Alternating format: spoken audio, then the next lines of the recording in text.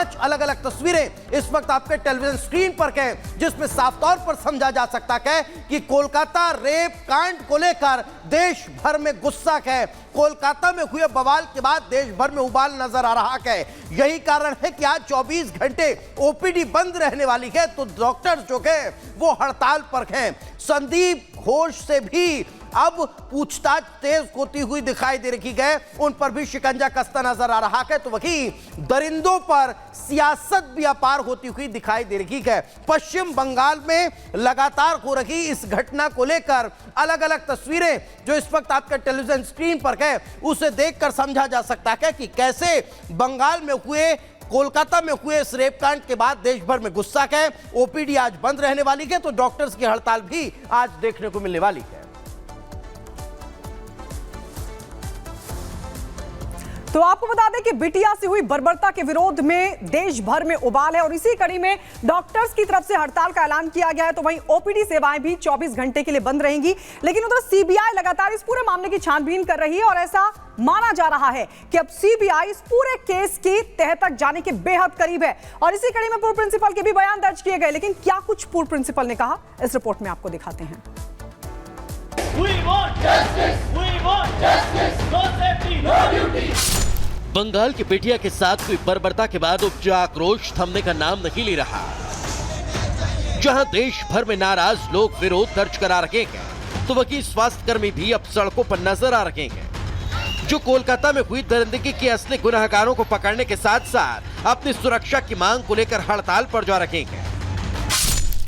IMA ने ऐलान कर दिया है कि देश भर में 17 अगस्त को स्वास्थ्य सेवाएं बंद रहेंगी। 24 घंटे के लिए हड़ताल पर जा रहे डॉक्टरों ने शनिवार सुबह से रविवार सुबह तक मेडिकल सेवा बंद करने का ऐलान किया। इस दौरान मरीजों को सिर्फ जरूरी सेवाएं ही दी जाएंगी। इंडियन मेडिकल एसोसिएशन ने ऐलान किया कि यह हड़ताल सेंट्रल प्रोटेक्शन एक्ट लागू करने की मांग को लेकर की जा रही है, जो मेडिकल स्टाफ पर होने वाले हमलों को रोकने के लिए है। इस कानून के तहत बिना वारंट गिरफ्तारी हो सकती है, तो वहीं 5 लाख तक का जुर्माना और 5 साल तक की सजा का भी प्रावधान है।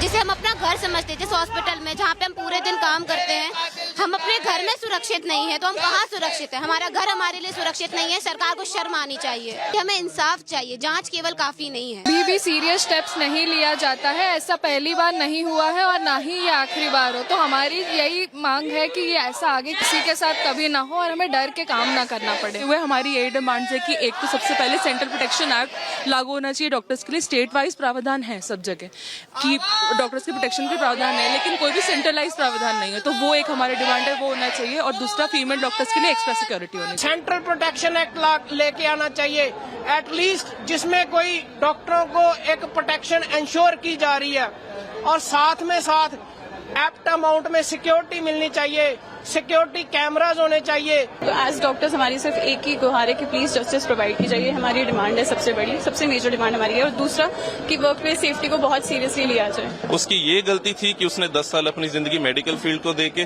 रेस्ट करने के लिए 36 घंटे की ड्यूटी के बाद अपने सेमिनार रूम में चले गई, जहाँ पे उसके साथ रेप एंड मर्डर किया जाता है। उसके लिए जो क्रिमिनल जस्टिस है, जो उसके होना चाहिए क्रिमिनल एक्शंस, उनको दबाया जा रहा है। एक तरफ कोलकाता कांड पर बंगाल में बवाल है, तो दूसरी तरफ देश भर में उबाल है। इससे इतर जांच में जुटी सीबीआई टीम के तीखे सवाल, जिनका सामना पूर्व प्रिंसिपल संदीप घोष को करना पड़ा। पूरे मामले की जांच कर रही सीबीआई की 25 सदस्यीय टीम ने पूर्व प्रिंसिपल संदीप घोष को पीछा कर पकड़ा, जिन पर पूछताछ से बचने की कोशिश का भी आरोप, जिनसे सीबीआई की टीम ने पूछताछ की। आपको बता दें कि वारदात के वक्त यही कॉलेज के प्रिंसिपल थे, जिनके नाम का जिक्र कोलकाता पुलिस की जांच में भी हुआ था। सच से पर्दा हटाने सुराग ढूंढती सीबीआई को कोलकाता पुलिस की ढुलमुल जांच, अस्पताल में हुई तोड़फोड़ और लापरवाही की वजह से कड़ी मशक्कत करनी पड़ रही है। यही वजह है कि जांच का दायरा बढ़ाती सीबीआई ने हॉस्पिटल के सुरक्षा गार्डों को भी बयान दर्ज करने के लिए बुला लिया, जो वारदात वाली रात हॉस्पिटल में ही तैनात थे। साथ ही सीबीआई ने पूछताछ के लिए 30 लोगों की एक लिस्ट भी तैयार की, जिनमें अभिया के कुछ दोस्त भी शामिल हैं, जिनके नाम पीड़ित परिवार ने ही सीबीआई को दिए थे। इससे पहले टीम ने अभिया के माता पिता के बयान दर्ज कराए थे, जिसके आधार पर 5 डॉक्टरों से भी सवाल जवाब किए। तो वहीं मेडिकल कॉलेज के वर्तमान प्रिंसिपल से भी पूछताछ हुई। इतना कि नहीं, फॉरेंसिक टीम ने भी घटनास्थल से सबूत जुटाए हैं। डॉक्टर बिटिया के साथ हुई घटना के बाद देश भर के लोगों में गुस्सा है, जो प्रदर्शन के साथ साथ आरोपी के लिए फांसी की मांग कर रहे हैं। मगर इन सब के बीच होती सियासत भी सवालों के घेरे में है, जो सिस्टम की खामियों पर सिस्कियां ले रही है। Bureau report, Republic Bharat. तो कोलकाता से इतर एक और महत्वपूर्ण और बड़ी खबर का रुख कर लेते हैं। बात करते हैं राजस्थान के उदयपुर की, जहां मामूली चाकूबाजी की घटना के बाद तनाव देखने को मिल रहा है। उदयपुर में धारा 144 लागू कर दी गई है। 24 घंटे के लिए इंटरनेट सेवाओं को बंद कर दिया गया है। साथ ही साथ आज स्कूल और कॉलेज भी बंद रहने वाले हैं। भारी पुलिस फोर्स की तैनाती है। आरएएफ की 5 कंपनियों को तैनात किया गया है। इतना कि नहीं, तोड़फोड़ और आगजनी के मामले में एफआईआर भी दर्ज कर ली गई है। तो उदयपुर के एक स्कूल में 2 छात्रों के बीच विवाद हुआ। एक छात्र ने दूसरे को चाकू से घायल कर दिया, जिसके बाद तनाव देखने को मिल रहा है। उदयपुर की सड़कों पर हो हल्ला और हंगामा हुआ। गाड़ियों को आग लगा दी गई, दुकानों में तोड़फोड़ की गई, जिसके बाद अब स्थिति को कंट्रोल करने के लिए धारा 144 लागू की गई। तो वहीं आज स्कूल कॉलेज को बंद किया गया है। 5 तस्वीरें इस वक्त आपके टेलीविजन स्क्रीन पर, जिनमें आप समझ सकते हैं कि कैसे इस घटना के बाद गाड़ियों को आग के हवाले कर दिया गया। उसे कंट्रोल करने के लिए धारा 144 लागू की गई। हिंसा और तोड़फोड़ की तस्वीरें आपके टेलीविजन स्क्रीन पर हैं। प्रदर्शन और बवाल के बाद अब फोर्स की तैनाती की गई और 5 रैपिड एक्शन फोर्स की कंपनियों को सड़कों पर उतारा गया, ताकि स्थिति को कंट्रोल किया जा सके।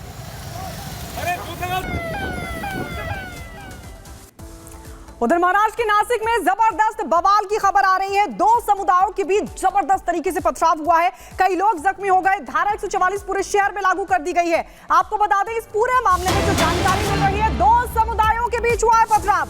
नासिक से बड़ी जानकारी आपको बता दें, जबरदस्त बवाल हुआ है नासिक में। महाराष्ट्र का नासिक, जहां पर जबरदस्त बवाल हुआ है। 2 समुदायों के बीच पत्थरबाजी हुई है। घटना में कई लोग जख्मी हो गए। शहर में धारा 144 लागू कर दी गई है। इलाके में तनाव बना हुआ है और इसके बाद फोर्स की तैनाती की गई है। 2 समुदाय आपस में भिड़ गए, एक दूसरे पर पत्थरबाजी हुई, जिसकी तस्वीर हम आपको दिखा रहे हैं। और इस बवाल के बीच अब पूरे शहर में धारा 144 लगा दी गई है। इलाके में तनाव फैला हुआ है। धारा 144 के बीच बड़ी संख्या में फोर्स की तैनाती भी की गई है। तो ये तस्वीर हम आपको दिखा रहे हैं नासिक की, जहां पर यह बवाल हुआ।